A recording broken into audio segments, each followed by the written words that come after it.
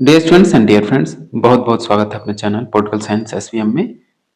मैं विकास। प्यारे साथियों, एक बेहद महत्वपूर्ण क्वेश्चन पेपर है ये, जिसको हम लोग सॉल्व करने वाले हैं, जो कि आपके एग्जाम की दृष्टि से बेहद महत्वपूर्ण है। अगर आप पॉलिटिकल साइंस पढ़ने वाले हैं या पॉलिटिकल साइंस की किसी भी एग्जाम की प्रिपरेशन कर रहे हैं, तो उसके लिए बेहद महत्वपूर्ण है।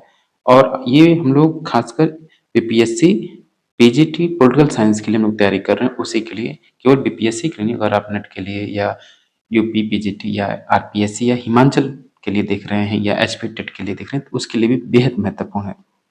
जैसे अभी आप बीपीएससी का आप एस्पिरेंट हैं, तो आप जब क्वेश्चन का लेवल देखेंगे तो बिल्कुल आपको समझ में आ जाएगा डिफिकल्टी लेवल, और इसका दोनों का बराबर है। तो आइए सॉल्व करते हैं। और आगे बढ़ने से पहले आपसे रिक्वेस्ट है कि प्लीज प्लीज आप चैनल को जरूर सब्सक्राइब करें, साथ ही वीडियो को लाइक कीजिए और अपने दोस्तों में अधिक से अधिक शेयर कीजिए। अगर किसी साथी को पेड पीडीएफ की आवश्यकता है, जिसमें हम लोग आपको अ, जो टॉपिक वाइज एमसीक्यूज हैं उसको, और जो आपके मॉडल पेपर हैं वो, और साथ ही जो 5 ऑप्शन वाले जो मॉडल पेपर हैं, जो कि एनसीईआरटी और प्रीवियस ईयर क्वेश्चन के जो आपका डिफिकल्टी लेवल है उस पे तैयार किया गया है, तो उसके लिए आप इस व्हाट्सएप नंबर पे डिमांड कर सकते हैं, जो ये स्क्रीन पे है। ठीक, इस पे आप कांटेक्ट कर सकते हैं व्हाट्सएप नंबर पे। देखिए, मैं यही कहूँगा, जो अभी आपका ज़्यादा समय नहीं है, बीपीएससी का जो पीजीटी का एग्ज़ाम है, तो रोज़ एक प्रैक्टिस सेट सॉल्व करें और एक प्रीवियस ईयर क्वेश्चन पेपर को रोज़ देखें आप। तो टीआई 1, टीआई 2 का जो क्वेश्चन पेपर है, रोज़ देखें।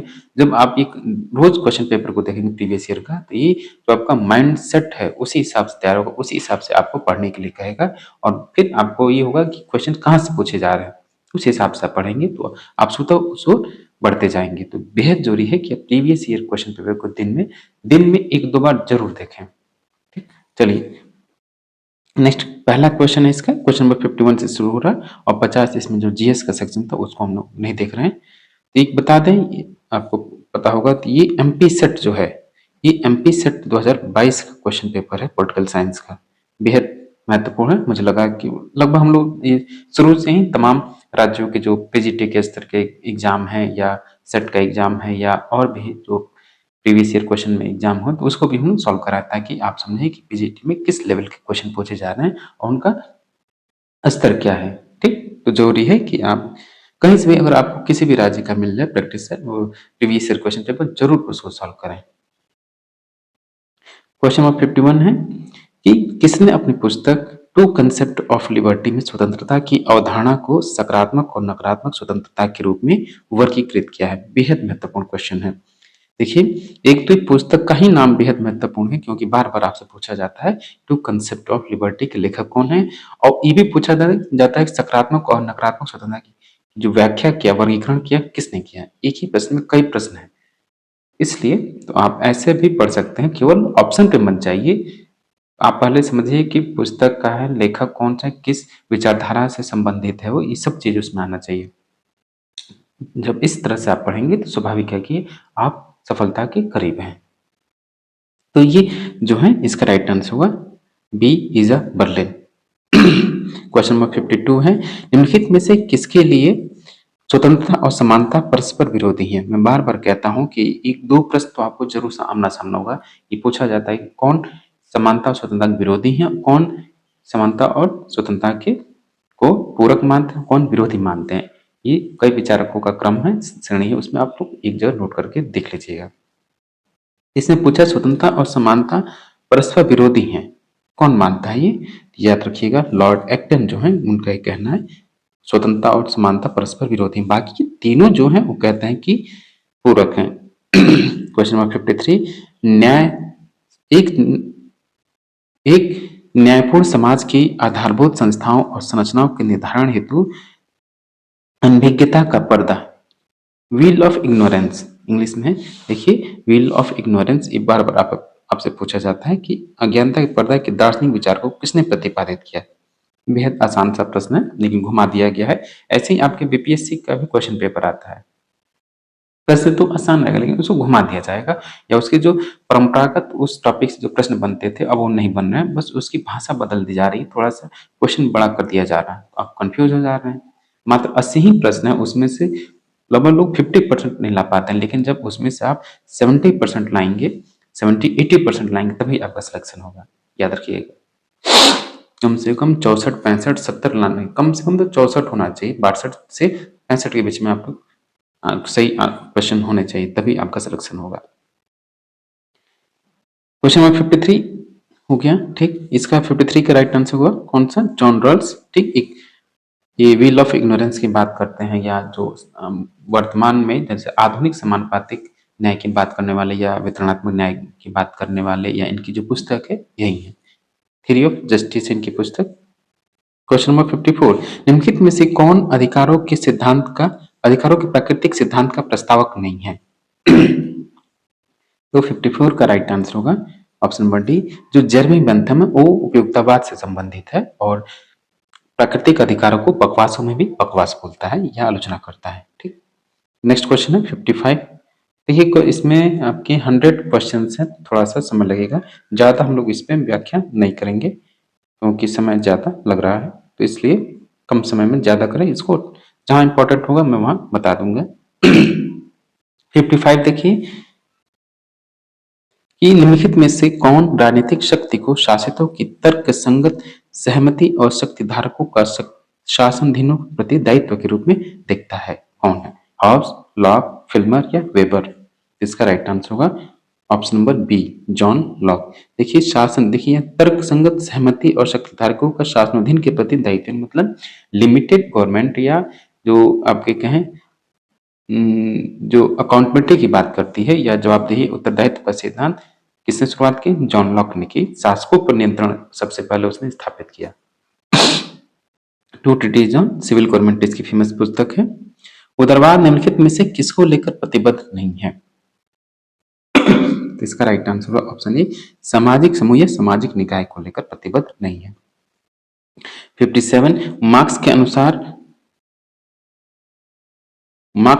अनुसार मानव इतिहास का प्रथम युग निम्नलिखित में से किस पर आधारित है? ठीक, जो इतिहास की आर्थिक व्याख्या करता है उसमें जो 5 युग हैं उनको भी आपको याद रखना चाहिए। 57 का राइट आंसर होगा ऑप्शन डी, आदिम साम्यवाद इसकी प्रथम युग है। जब विभिन्न युगों की व्याख्या करता है तो उसमें पहला जो स्टेप है प्रिमिटिव कम्युनिज्म। 58 देखिए, पारिस्थितिकीवाद के विषय में निम्नलिखित में कौन से कथन सत्य हैं? कौन से कथन सत्य हैं इसमें से पारिस्थितिकीवाद से संबंधित? क्योंकि आपका उसमें नहीं पूछा जाता है, सिलेबस में नहीं बीपीएससी के। 58 का राइट आंसर होगा ऑप्शन डी, या भावी पीढ़ियों के प्रति नैतिक दायित्व का प्रश्न उठाता है, ये कथन आपका सत्य है, डी राइट आंसर होगा। 59, बहुसंस्कृतिवाद की आधारभूत मांग क्या है? जो मल्टीकल्चरलिज्म है उसका बेसिक डिमांड क्या है? तो 59 का राइट आंसर होगा विविधकारी नागरिकता और डिफरेंशिएटेड सिटीजनशिप, बिल्कुल मिलकर इससे संबंधित है बहुसंस्कृतिवाद से। क्वेश्चन नंबर 60, समाजवाद एक आंदोलन भी है और विचार भी, यह किसने कहा है? तो 60 का राइट आंसर होगा ऑप्शन नंबर सी, GDH कोल ने कहा है। नेक्स्ट क्वेश्चन है क्वेश्चन नंबर 61, निम्नलिखित में से कौन से कथन प्लेटो के हैं? कौन से कथन इसमें से प्लेटो के हैं?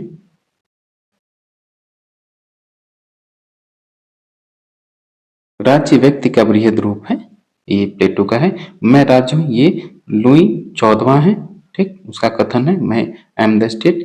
राज्य व्यक्ति की पूर्व का संगठन ही अरस्तु का कथन है, और राज्य जीवन के लिए उत्पन्न हुआ है और वह एवं अच्छे जीवन के लिए गतिशील है, ये आपका जो है कथन है आपका। देखिए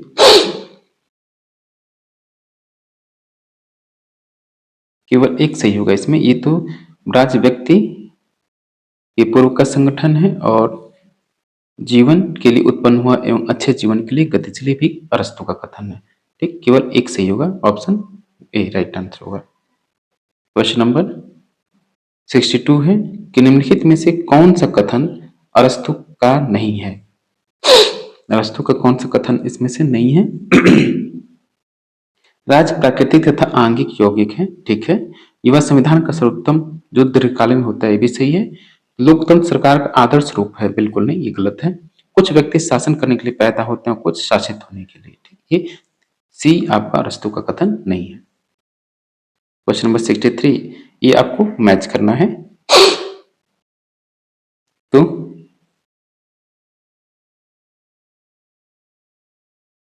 मैकियावेली, इसकी पुस्तक कौन सी है? मैकियावेली की पुस्तक है discourses on levy.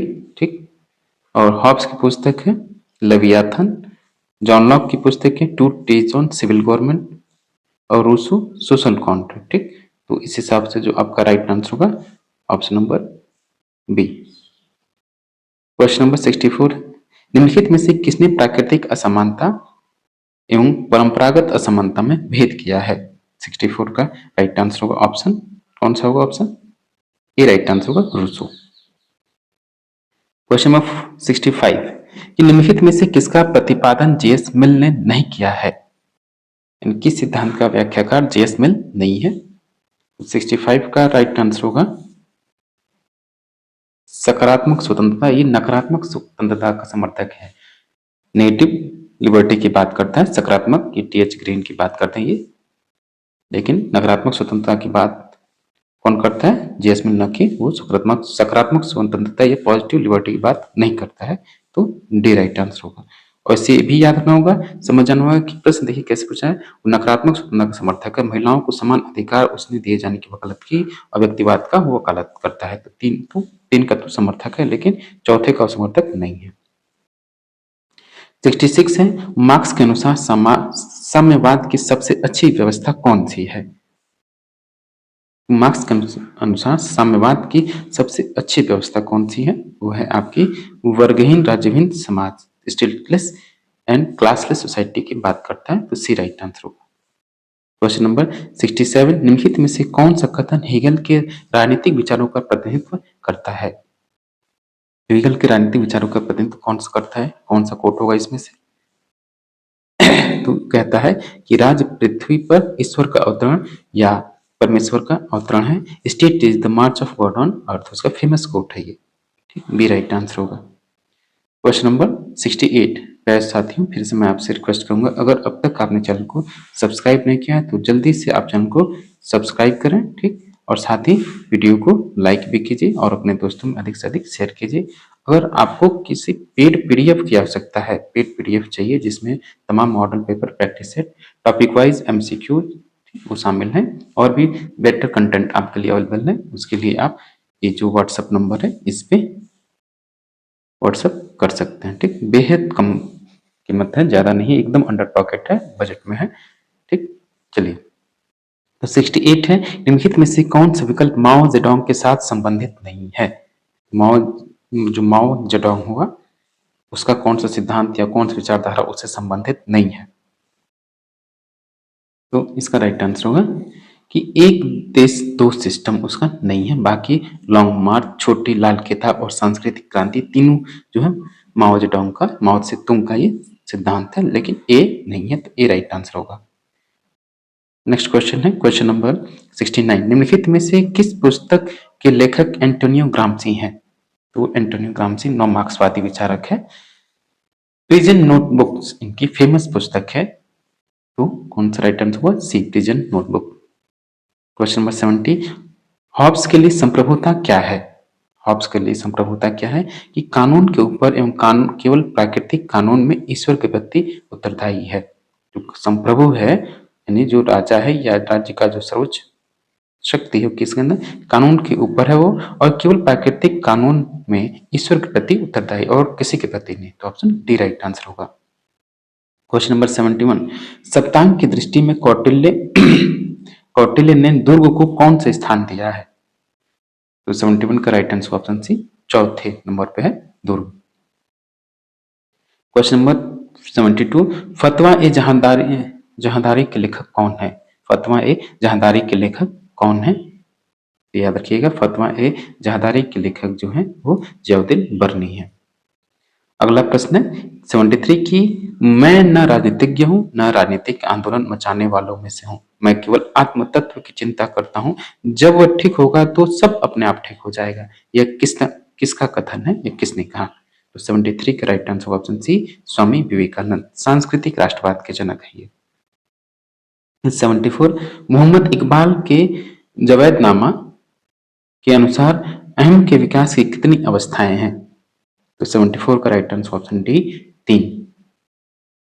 Question number 76 Pandita Ramabai ने किस पुस्तक में लिखा है कि आत्मविश्वास और आत्मनिर्भरता स्त्री की प्रगति की नींव है? याद रखिएगा, आजकल का जो दौर है विमेन एम्पावरमेंट की बात चल रही है, तो विमेन एम्पावरमेंट में जो आपके तमाम ज्योतिबा फुले, पंडिता रमाबाई, अंबेडकर, जो भी बात की साथ में जेएस मिल, इन सबको आपको पढ़ना होगा, इन सब की रचनाएं आपको पता होनी चाहिए। तो 75 का क्या आंसर होगा? तो स्त्री धर्म नीति बी राइट आंसर होगा। क्वेश्चन नंबर 76 पहरेदार खजानों से बड़ा नहीं हो सकता, कोष की तुलना में कोषाध्यक्ष छोटा ही माना जाएगा। पंडित दीनदयाल ने ऐसा किस संदर्भ में कहा था? किस संदर्भ में उन्होंने कहा था ऐसा? तो उन्होंने कहा राज्यवाद के बारे में, स्टेटिज्म के बारे में। ये राइट आंसर होगा। 77 नव मानववाद की अवधारणा किसने दी? बेहद महत्वपूर्ण कोट क्वेश्चन है ये। नव मानववाद की वकालत करने वाले कौन हुए? दिए हुए आपके M.N.. Roy. Question number 78 Mahatma Gandhi ने अहिंसा के कितने प्रकार बताए हैं? महात्मा गांधी ने अहिंसा के कुल 3 प्रकार बताए हैं। तो 78 का राइट आंसर ऑप्शन डी, मनसा वाचा कर्मणा, यानी मन से अहिंसा, वचन से अहिंसा और कर्म से भी अहिंसात्मक होना चाहिए। मनसा वाचा कर्मणा। 79 तिलक ने स्वराज यानी होम रूल आंदोलन किस वर्ष में प्रारंभ किया? तो 1916 में, option C. Question number 80 Vinayak Damodar Savarkar यानी वीडी सावरकर का जन्म कब हुआ? तो वीडी सावरकर का जन्म हुआ 28 मार्च 1883 को। क्वेश्चन नंबर 81 निम्नलिखित में से कौन सी किताब स्टन द्वारा नहीं लिखी गई है? डेविड स्टन जो कि व्यवहारवाद और उत्तर व्यवहारवाद के जनक हैं, आपको इनकी किताबें बिल्कुल याद रखनी चाहिए और इनका जो इनपुट आउटपुट सिस्टम है वो भी आप थोड़ा सा पढ़ लें। तो 81 का राइट आंसर होगा ऑप्शन नंबर डी, नहीं लिखी गई कि an inquiry into the contemporary political science 1957, ये उनकी रचना नहीं है। तो डी राइट आंसर, बाकी तीनों उनकी रचनाएं हैं। ये कभी कभी पूछ लेते हैं, क्रम से लगाइए। 82 है निर्वाचन की आनुपातिक प्रतिनिधित्व प्रणाली में निम्नलिखित में से क्या असत्य है यानी क्या गलत है? तो 82 का राइट आंसर ऑप्शन डी, वैकल्पिक मत प्रणाली। ठीक, इसमें अल्टरनेटिव वोट सिस्टम नहीं होता है। डी राइट आंसर होगा। क्वेश्चन नंबर 83 है तुलनात्मक राजनीति का संबंध राजनीतिक संस्थाओं की कार्यविधि व राजनीतिक व्यवहार की महत्वपूर्ण निरंतरताओं, समानताओं और असमानताओं से है। यह कथन किस विचारक का है? ये कथन है आपका जीन ब्लॉन्डेल, सॉरी माइकल कर्टिस का कोट है ये। बी राइट आंसर होगा 83 का बी।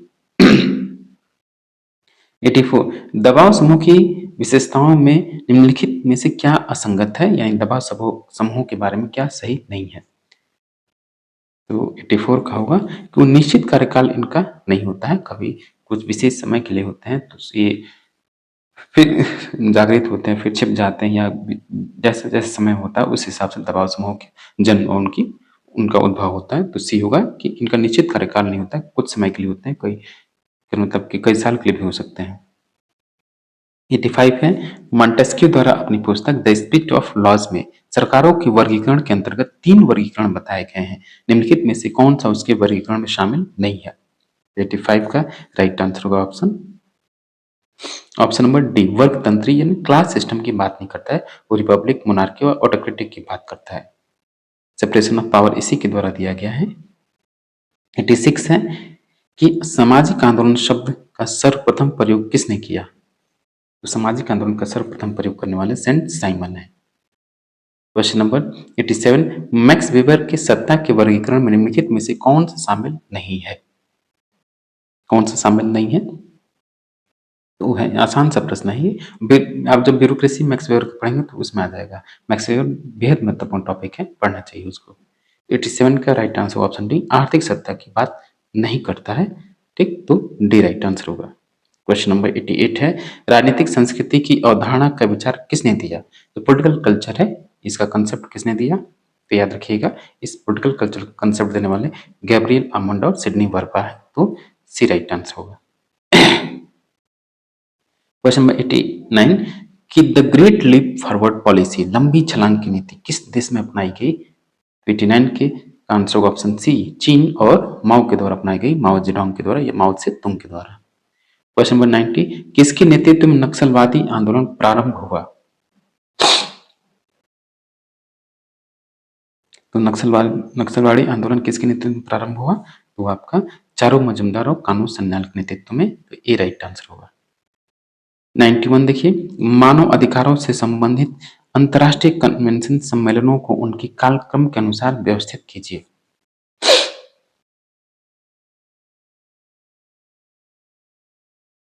तो अब जब व्यवस्थित करेंगे तो सबसे पहले इसमें एक नंबर पे तीसरा और कुल मिला के इसका राइट आंसर बी होगा। ठीक, बी। क्वेश्चन नंबर 92 निम्नलिखित में से कौन यथार्थवादी दृष्टिकोण का समर्थक नहीं है?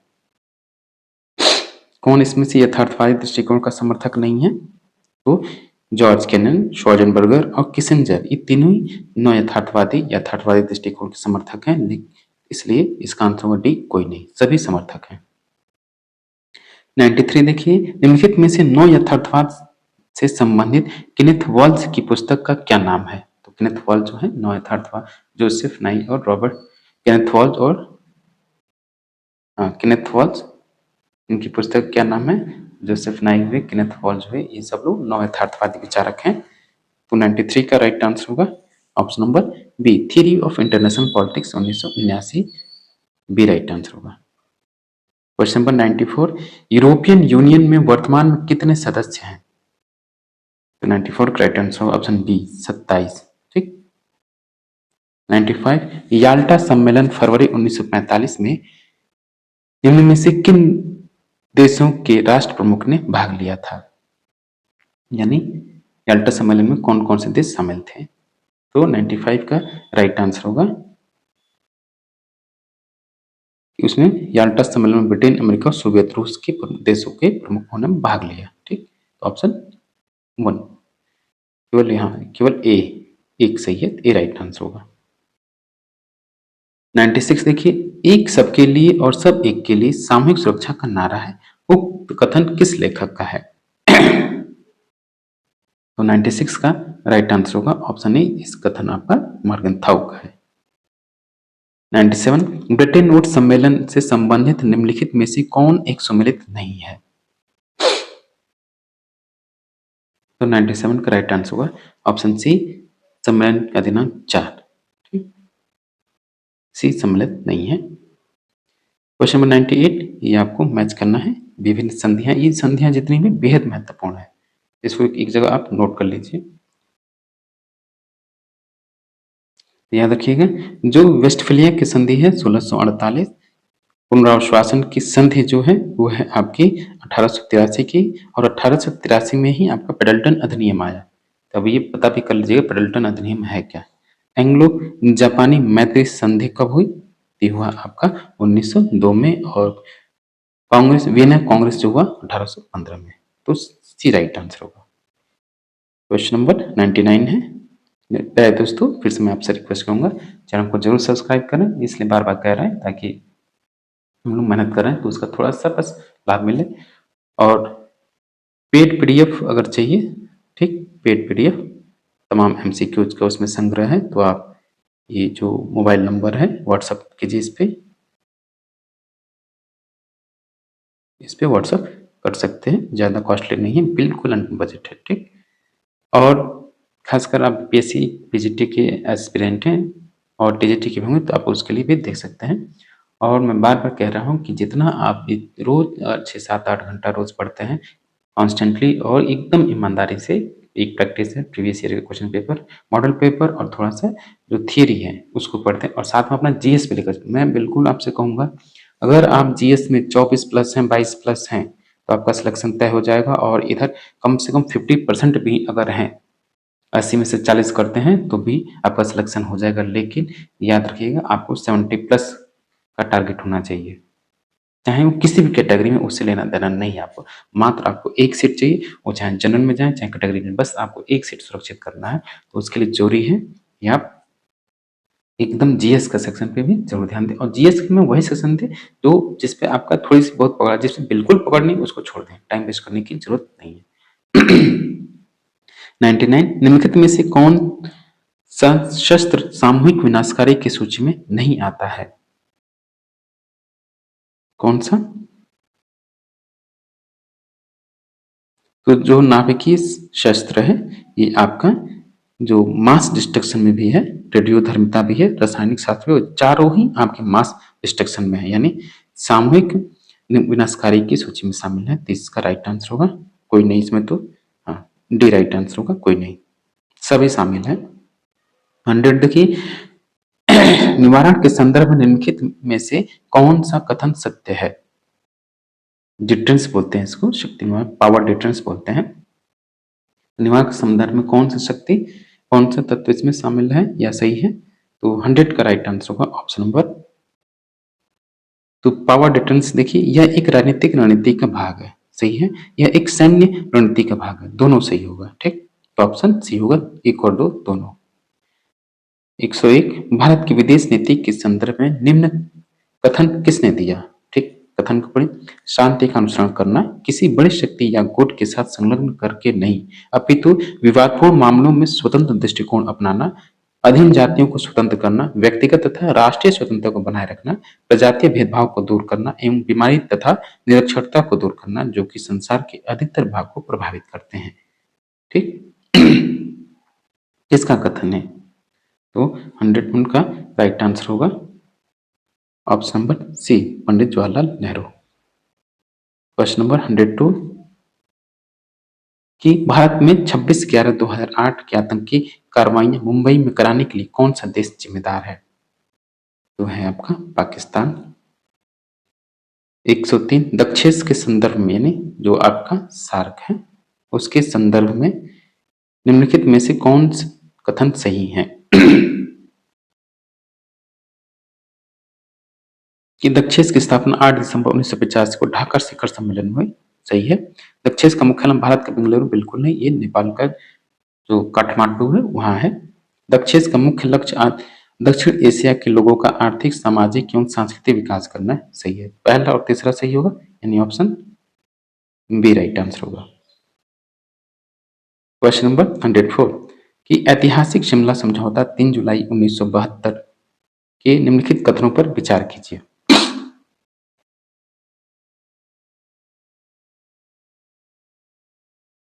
इसका सभी आंसर सही होंगे, तो ये राइट आंसर होगा। क्वेश्चन नंबर 105 कि अंतर्राष्ट्रीय मुद्रा कोष के संदर्भ में निम्नलिखित कथनों पर विचार कीजिए। कि इसकी स्थापना 27 दिसंबर 1945 को हुई थी, सही है। ये आईएमएफ के बाद इंटरनेशनल मॉनेटरी फंड के बारे में बात हो रही है, ठीक। अंतर्राष्ट्रीय व्यापार को प्रोत्साहन मिले एवं सदस्य देशों की आर्थिक उन्नति हो सके, ये भी सही, पहला और दूसरा दोनों सही है। कोष के प्रबंध के लिए एक प्रशासक मंडल है जो साधारण सभा का कार्य करता है, ये भी सही है। तो तीनों सही होंगे, तो ऑप्शन कौन सा सही होगा? ऑप्शन हाँ डी राइट आंसर होगा। 106 उत्तर अटलांटिक संधि संगठन यानी नाटो, नाटो के संदर्भ में निम्नलिखित कथन पर विचार कीजिए, और इसमें से आपको बताना है कि कौन सा कथन सही है। तो इसकी स्थापना वाशिंगटन संधि द्वारा की गई, सही है। यह सामूहिक सुरक्षा के सिद्धांत पर आधारित है, दोनों कथन सही है, तो सी राइट आंसर होगा। अगला प्रश्न 107 पंचशील समझौते के किन दो देशों के बीच संबंधों की नींव के रूप में कार्य किया?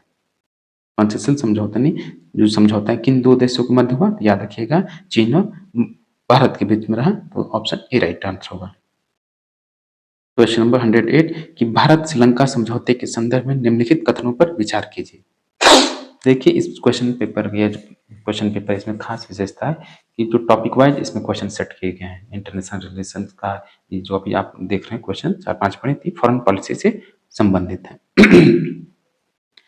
चलिए 108 भारत श्रीलंका समझौते के बारे में कौन सा कथन सत्य है?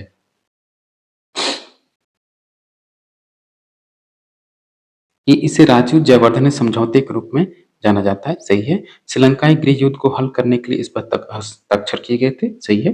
समझौते के तहत श्रीलंका में भारतीय शांति सेना की तैनाती की गई। सही है। ठीक, तो ये होगा डी, राइट आंसर होगा 1, 2, 3। क्वेश्चन नंबर 109 कि निम्नलिखित कथनों पर विचार कीजिए। पहले जरा देख लीजिए, उपरोक्त कथन सर्वोत्तम रूप से किस राष्ट्र संघ के निकाय से संबंधित है, यानी यूनाइटेड नेशन के किस ऑर्गेनाइजेशन से संबंधित है जो भी कथन है। देखिए कौन कौन से कथन है। इसकी स्थापना 1945 में संयुक्त राष्ट्र चार्टर के द्वारा की गई। इसका मुख्यालय हेग यानी नीदरलैंड में है। यह सदस्य देशों के बीच कानूनी विवादों को सुलझाता है। तो याद रखिए, सीधा सीधा ये बात है इंटरनेशनल कोर्ट ऑफ जस्टिस के बारे में। तो ये राइट आंसर होगा।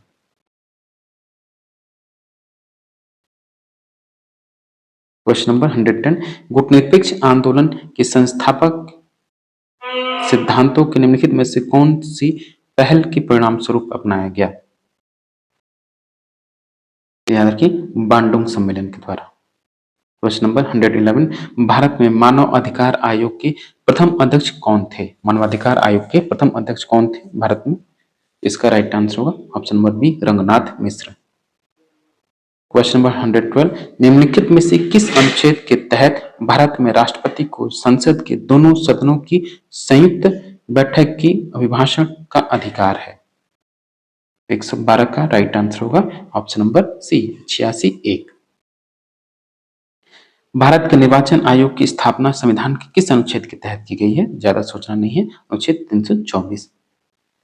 क्वेश्चन नंबर 114 गांधी जी ने अपनी दांडी यात्रा कितने दिनों में पूर्ण की थी। तो दांडी या नमक सत्याग्रह है, कितने दिनों में पूरी की। तो इसका राइट आंसर होगा ऑप्शन नंबर सी, 24 दिन में। क्वेश्चन नंबर 115 कि नगरीय क्षेत्र की स्थानीय स्वायत्त शासन इकाइयों को किस तिथि एवं वर्ष में संवैधानिक आधार प्रदान किया गया। तो 115 का राइट आंसर होगा ऑप्शन नंबर सी, 1 जून 1993 को। क्वेश्चन नंबर 116 लोक लेखा समिति में कुल कितने सदस्य होते हैं। याद रखिएगा, लोक लेखा यानी पीएसी पब्लिक अकाउंट कमेटी में 22 सदस्य होते हैं। 15 + 7, 7 राज्यसभा से, 15 लोकसभा से। 117 राष्ट्रपति डॉक्टर राधाकृष्णन ने आपातकाल की घोषणा कब की। 117 का राइट आंसर होगा ऑप्शन बी, 26 अक्टूबर 1962 को। क्वेश्चन नंबर 118 किसने कहा था जो संविधान से असंतुष्ट हैं उन्हें बस 2/3 बहुमत प्राप्त करना होगा। यदि वे वयस्क मत के आधार पर निर्वाचित संसद में 2/3 बहुमत भी नहीं पा सकते हैं तो यह समझ जाना चाहिए कि संविधान के प्रति असंतोष में जनता उनके साथ नहीं है। तो 118 का राइट आंसर होगा option A, doctor Bhimrao Ambedkar का कोट है ये।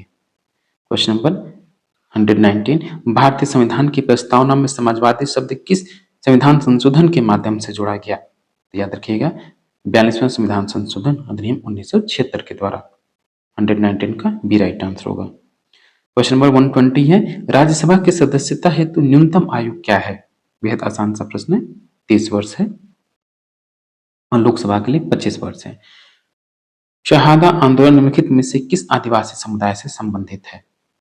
तो शहादा आंदोलन जो है आपका वो भील जनजाति से संबंधित है। 122 दलित विजन्स नामक पुस्तक के लेखक कौन है। बेहद महत्वपूर्ण पुस्तक है ये। तो दलित विजन जो है गैल ऑमेट की पुस्तक है ये, बी राइट आंसर होगा। क्वेश्चन नंबर 123 असंगठित क्षेत्र में कार्य करने वाली महिलाओं के लिए सेल्फ एम्प्लॉयड वुमेन्स एसोसिएशन को किसने बनाया था।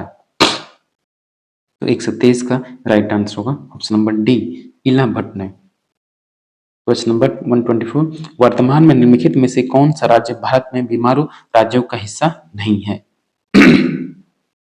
तो इसका राइट आंसर होगा ऑप्शन बी, केरल। बाकी तीनों बीमारू राज्य हैं।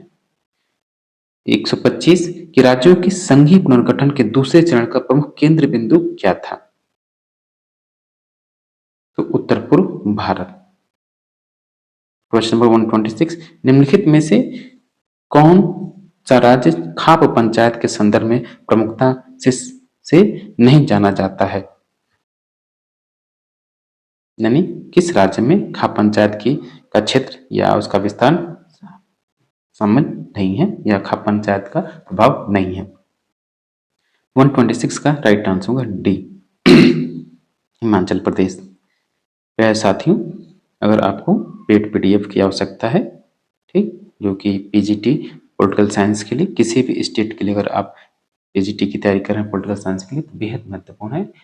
उसके लिए हम लोग टॉपिक वाइज एमसीक्यूज का जो पीडीएफ है, जिसमें खासकर जो आपके जितने भी बीपीएससी के अलावा जो आरपीएससी है, एमपीएससी, यूपी है या एचपीएससी है, उसके तहत जितने उसमें क्वेश्चंस आए हैं और जिस स्तर के हैं उसको हम लोग सेट किए हैं, उनके भी क्वेश्चन पेपर आपको मिलेंगे, टॉपिक वाइज मॉडल पेपर, ये सब मिलेगा। तो आप इसके लिए जो व्हाट्सअप नंबर है, इस पे व्हाट्सअप कर सकते हैं, ठीक। 127 देखिए, निम्नलिखित में से किसने सलाह दी है कि 2024 लोकसभा व राज्य विधानसभाओं के चुनाव साथ साथ होने चाहिए। देखिए, ये करंट का क्वेश्चन है। 127 का राइट आंसर होगा ऑप्शन ए, नीति आयोग ने। क्वेश्चन नंबर 128, भाषा की राजनीति को संबोधित करने के लिए तीन भाषा सूत्र यानी त्रिभाषा सूत्र को लागू करने के लिए प्रभावी कदम उठाने की वकालत किस आयोग ने की थी। ठीक, जो थ्री लैंग्वेज फार्मूला है, इसको किस आयोग ने सिफारिश की थी। 128 का राइट आंसर होगा ऑप्शन बी, सरकारी आयोग ने। क्वेश्चन नंबर 129 है, किसने लिखा स्वतंत्रता के बाद भारत में दो राजनीतिक संस्कृतियां उभरी जो भारत के विभिन्न स्तरों पर काम कर रही हैं। किसका कथन है ये कथन है आपका मरन पिनर का। क्वेश्चन नंबर 130, निम्नलिखित में से किस आयोग की रिपोर्ट के बाद तेलंगाना राज्य अस्तित्व में आया। बेहद महत्वपूर्ण कोट है। देखिए कितना कितना बढ़िया प्रश्न है ये। अमूमन आपको ये प्रश्न नहीं मिलता है कहीं प्रैक्टिस सेट या मॉडल पेपर में। याद रखिए, जो भी मॉडल पेपर आप ले रहे हैं, देखिए वो एकदम बेसिक प्रश्न पूछे, यहाँ से कट पेस्ट करके वहां दे दिया, वहां दे दिया, कोई उनका तक नहीं बनता है, तुक नहीं बनता है, और जो उनका एकदम जो डिफिकल्टी लेवल एकदम लो है। अब बीपीएससी ऐसा है नहीं, पूरा कंसेप्ट आपसे पूछ रहा है। तो 130 को देखिए, 130 का राइट आंसर होगा option B, justice B N Krishna आयोग या कृष्णा आयोग इसको बोलते हैं। क्वेश्चन नंबर 131 की संगठन के लिए पहला व्यवस्थित सिद्धांत माने जाने में वैज्ञानिक प्रबंध का नाम किसने दिया, किसने गढ़ा था। अब ये लोग प्रशासन से संबंधित प्रश्न आपके आएंगे, पब्लिक एडमिनिस्ट्रेशन से रिलेटेड क्वेश्चन सब आएंगे। 131 का राइट आंसर होगा कि वैज्ञानिक प्रबंध का नाम किसने गढ़ा था। याद रखिएगा, ये है आपके ब्रेंडिस, लुई डी ब्रेंडिस ने, ठीक। 132, नौकरशाही के बारे में किसने कहा कि इसका पदसोपान ज्ञान का सोपान है। इसका पदसोपान ज्ञान का सोपान है। It's hierarchy is hierarchy of knowledge. किसका कोट है ये। 132 का राइट आंसर ऑप्शन है कार्ल मार्क्स। 133, निम्नलिखित प्रशासनिक सिद्धांतों में से किसकी मान्यता है कि प्रबंध संबंधित समस्याओं के समाधान सामाजिक मनोविज्ञान में मिल सकते हैं। 133 का राइट आंसर होगा मानवीय संबंध सिद्धांत, human relation theory. Question number 134, किसने विकास प्रशासन की कार्य उन्मुखी लक्ष्य उन्मुखी प्रशासन व्यवस्था के रूप में परिभाषा दी है। तो 134 का right answer option C, Edward Widener ने। क्वेश्चन नंबर 135 है कि किस प्रशासनिक सिद्धांत को श्रम संघवाद के असंगत होने के कारण औद्योगिक संबंधों के अमेरिकी आयोग की जांच का सामना करना पड़ा था।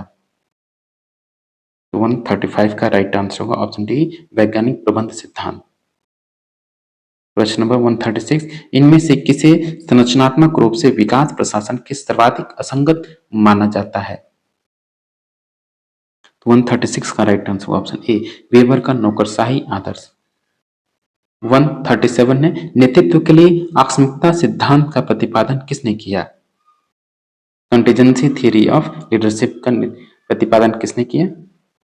वो है आपके फ्रेड फिडलर।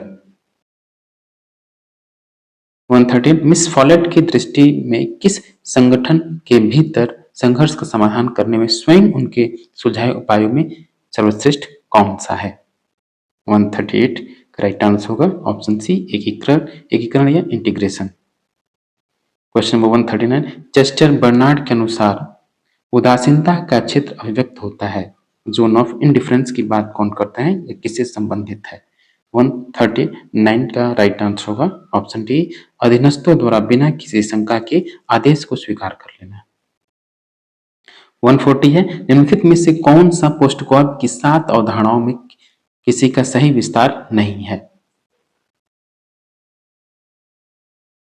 140 का राइट आंसर होगा ऑप्शन सी।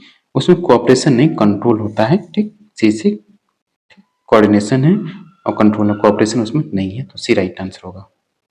क्वेश्चन नंबर 141, ई शासन यानी ई गवर्नेंस के 4 प्रकार होते हैं, निम्नलिखित में से कौन सा ई शासन का प्रकार नहीं है? तो 141 का राइट आंसर होगा ऑप्शन सी, G2M। मतलब सरकार से बाजार, गवर्नमेंट टू मार्केट एज इसमें संबंधित नहीं है। क्वेश्चन नंबर 142 है, स्वच्छ भारत अभियान ग्रामीण कार्यक्रम केंद्र सरकार के किस मंत्रालय के अधीन आता है? बेहद देखिए कितना बढ़िया प्रश्न है। स्वच्छ भारत अभियान केंद्र सरकार के किस मंत्रालय के अधीन है? 142 का राइट आंसर ऑप्शन बी, जल शक्ति मंत्रालय। 143 है, माँ मृधा कस्य वृद्धम किस संस्थान का आदर्श वाक्य है, मोटो है? 143 का right answer option B, Bharat का लोकपाल। आदर्श वाक्य भी पूछ लिया जाता है, तो जैसे आपका सीबीआई का हुआ या आईएनए का हुआ या आपका इंडियन आर्मी का हुआ, ये सब याद होना चाहिए आपको। 144 देखिए कि महात्मा गांधी राष्ट्रीय ग्रामीण रोजगार गारंटी यानी मनरेगा योजना पूर्णतः वित्त पोषित है। इसकी 144 का राइट आंसर ऑप्शन ए, राष्ट्रीय रोजगार गारंटी कोष द्वारा ये राइट आंसर होगा। क्वेश्चन नंबर 145, आर्थिक एवं सामाजिक नियोजन संविधान की किस सूची में शामिल है? इसका राइट आंसर होगा, याद रखिएगा, इस समवर्ती सूची में शामिल है। ये क्वेश्चन भी बेहद महत्वपूर्ण था। 46 देखिए कि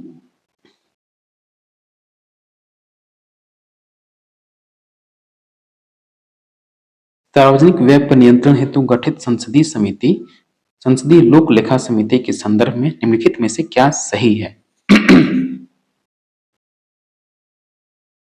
इसका निर्माण प्रत्येक वित्तीय वर्ष के लिए किया जाता है, सही है, और इसके सदस्यों में 15 लोकसभा तथा 7 राज्यसभा से होते हैं, सही है। समिति का मुख्य कार्य नियंत्रक एवं महालेखा परीक्षक के प्रतिवेदन की जांच करना, सही है, CAG जिसको बोलते हैं। 148 में इसकी व्याख्या है। और इसके कुल सदस्यों की संख्या 30 है, बिल्कुल नहीं, 22 है। इसके सभापति की नियुक्ति वित्त मंत्री द्वारा की जाती है, बिल्कुल नहीं, लोकसभा अध्यक्ष के द्वारा की जाती है, जो कि विपक्ष की तरफ से होता है। तो डी इसमें से आपको सही उत्तर बताना है, तो डी राइट आंसर होगा। नेक्स्ट क्वेश्चन है क्वेश्चन नंबर 147। प्यारे साथियों, आपसे फिर से मैं एक बार गुजारिश करूंगा, अगर आप बीपीएससी पीजीटी पॉलिटिकल साइंस के साथ साथ अन्य राज्यों के पीजीटी की तैयारी कर रहे हैं, तो उसके लिए जरूरी है कि आप एक अच्छा प्रैक्टिस सेट मॉडल पेपर, और खासकर मैं तो ये कहूँगा कि जितने प्रीवियस ईयर क्वेश्चन मिल जाए, कहीं से भी मिल जाए, आप उसको ले लीजिए, उसको सॉल्व कीजिए, क्योंकि उनका लेवल बहुत बढ़िया रहता है। मार्केट में भी बीपीएससी के लिए कोई बहुत बढ़िया प्रैक्टिस सेट नहीं आया, इसके लिए जरूरी है कि आप स्वाध्याय पे ध्यान दें, सेल्फ स्टडी पे ध्यान दें। टीआरई 1 टीआरई 2 के जो क्वेश्चन पेपर है उनको जरा पढ़िए, समझिए कि क्वेश्चन कहाँ से पूछे जा रहे हैं या किस टॉपिक को ज्यादा टच किया जा रहा है, कौन से क्वेश्चन रिपीट हो रहे हैं, और जिस टॉपिक से प्रश्न आ गया है क्या उस टॉपिक से और कोई सा प्रश्न बनता है या नहीं, तो उसको आप इस तरह से भी देखिए। इस बात यह है कि स्मार्ट स्टडी का ये दौर है, तो आप ट्रेडिशनल चलेंगे तो नहीं हो पाएगा, तो आपको एक जो आपसे एग्जामिनर पूछना चाह रहा है उसके दिमाग के अनुसार चलिए, ठीक, तभी होगा। और प्लीज आप चैनल को जरूर सब्सक्राइब कीजिए। चलिए क्वेश्चन नंबर 147 है, राज्यसभा में बजट प्रस्तुत किया जाता है तो राज्यसभा में बजट जो पेश किया जाता है, लोकसभा में वित्त मंत्री द्वारा बजट भाषण समाप्त होने पर, तो सी राइट आंसर होगा। क्वेश्चन नंबर 148, मध्य प्रदेश पंचायती राज व्यवस्था के अंतर्गत ग्राम सभा के संबंध में असत्य कथन कौन सा है, गलत कथन कौन सा है?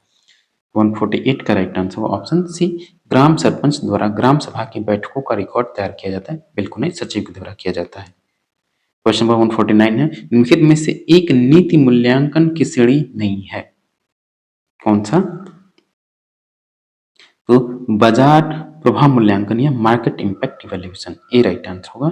और लास्ट क्वेश्चन है क्वेश्चन नंबर 150 कि सूचना का अधिकार अधिनियम 2005 की किस धारा के तहत प्रत्येक राज्य को राज्य सूचना आयोग का गठन करना है। तो 150 का राइट आंसर ऑप्शन बी धारा 15 के द्वारा। डियर स्टूडेंट, ये था आपका पीजीटी पॉलिटिकल साइंस के लिए बेहद महत्वपूर्ण क्वेश्चन पेपर। और क्वेश्चन पेपर वास्तव में एमपी सेट 2022 का, और इसके आंसर जो आपके हुए वो इसके आंसर की जो आयु ने रिलीज की उसके आधार पर है। ठीक, एक क्वेश्चन गलत था, मैंने उसको सही कर दिया है। आप प्लीज प्रैक्टिस करते रहिए, और कोई भी डाउट हो कमेंट बॉक्स में कमेंट कर सकते हैं, और किसी प्रकार का डाउट हो तो आप इस व्हाट्सएप नंबर पे भी ठीक कांटेक्ट कर सकते हैं, और पेड पीडीएफ भी इसी पे आपको मिल जाएगा। थैंक यू फॉर वॉचिंग, मिलते हैं आपसे नेक्स्ट वीडियो में।